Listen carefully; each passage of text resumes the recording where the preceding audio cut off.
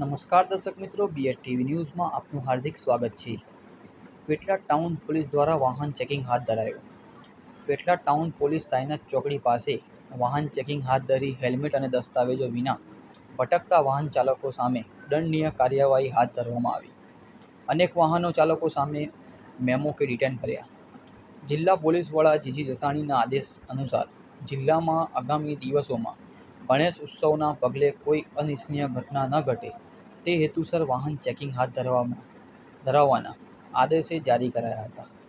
તેના અનુસંધાને town PI એવી પરમારના માર્ગદર્શન હેઠળ પેટલાદ શહેર પોલીસ દ્વારા શહેરના મુખ્ય પ્રવેશ જેમ કે સાઈનાથ ચોકડી, સિવિલ હોસ્પિટલ, કોલેજ ચોકડી પાસે અલગ અલગ ટીમો દ્વારા વાહન ચેકિંગ હાથ ધરાયું હતું. વાહન ચેકિંગ દરમિયાન હેલ્મેટ વગર દસ્તાવેજી પુરાવાઓ વગર ભટકતા વાહનો સામે દંડનીય કાર્યવાહી હાથ ધરવામાં આવી હતી. Press reporter Fardeen Khan Pathan, BSTV news, Petlad.